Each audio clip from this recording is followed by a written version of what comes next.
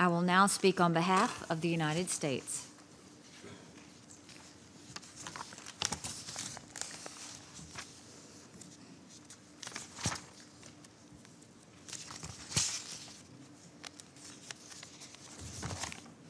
On behalf of the United States, Côte d'Ivoire, Equatorial Guinea, France, Sweden, the United Kingdom, and the Netherlands, I thank all of you for your briefings. Our presence at this gathering sends a strong message of commitment to inclusive and incredible elections in the Democratic Republic of Congo on December 23, 2018. We have come together united in our desire to help the DRC advance their first peaceful democratic transition of power. Our interest in free, fair, and credible elections begins with ensuring that the government of the DRC genuinely represents and reflects the will of the Congolese people. But it's also about addressing a worsening political, human rights, humanitarian, and economical situation in the Congo. Time and again, the Security Council has expressed its concern about the deteriorating conditions in the DRC. When I visited the Congo in October, I met with President Kabila, the Elections Commission, members of the opposition, the Catholic bishops, and civilians affected by the conflict. What they want from the international community, almost without exception, is help in moving forward with the elections. These elections, of course, were supposed to happen last year. We cannot permit another delay. Those responsible for delaying elections cannot point to the lack of a roadmap for elections in the Congo, nor can they claim a lack of clarity on the roadmap's objectives. The December 31st political agreement, the DRC Constitution, and the electoral calendar set out a clear process. They affirmed and then reaffirmed that the DRC must hold elections this December 23rd, and that President Kabila cannot seek a third term. In a recent press conference, President Kabila himself referred a reporter to the Congolese Constitution when asked if he would run again. The Constitution is clear that that is not possible. Last week, an aide to Kabila acknowledged that Kabila will not participate in the December elections, nor will he seek to appoint a hand-picked successor. This is a welcome development, a significant step toward a peaceful transition of power in the Congo. With this critical commitment behind us, all interested parties can move forward to ensure that the December elections are inclusive, orderly, free, fair, and credible. To this end, the completion of voter registration on January 31st was a significant step in the right direction.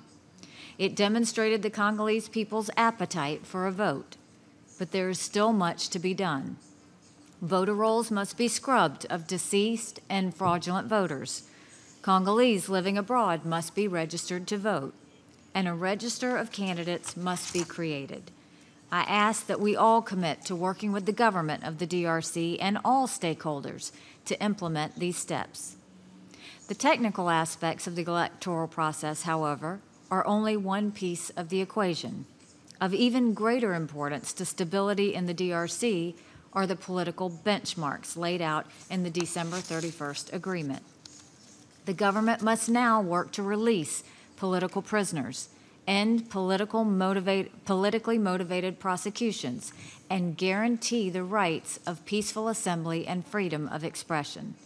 These changes are desperately needed right now in the Congo. Like many others, I was appalled by the government's repressive actions and excessive use of force during peaceful protests last December 31st and January 21st. At least 13 people have died over the past 2 months, effectively because the government has refused to hold elections. This is completely unacceptable.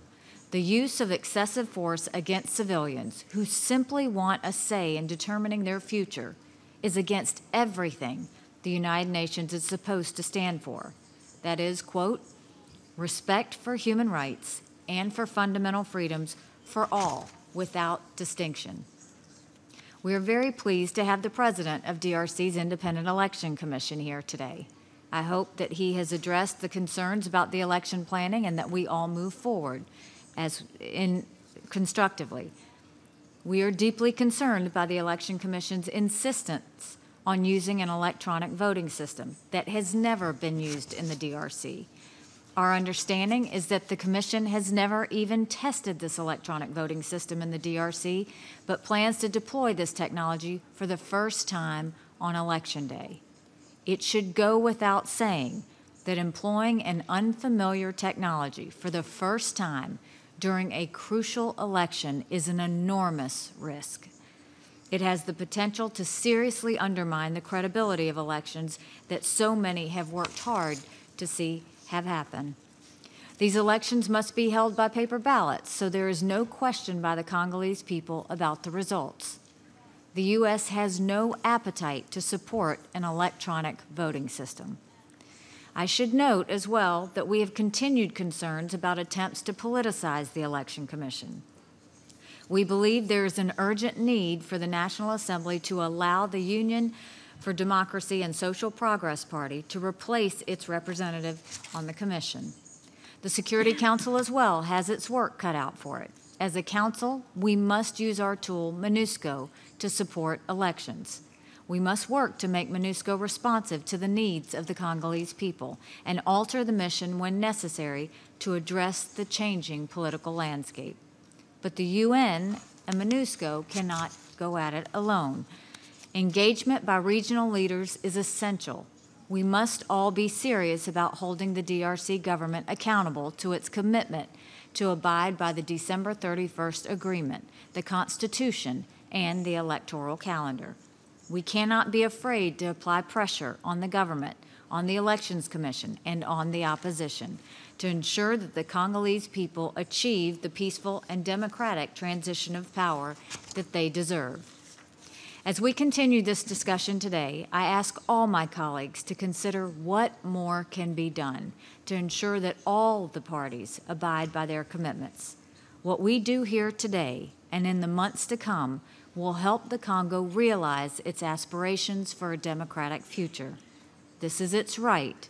Helping to secure that right is our duty to the Congolese people. Thank you.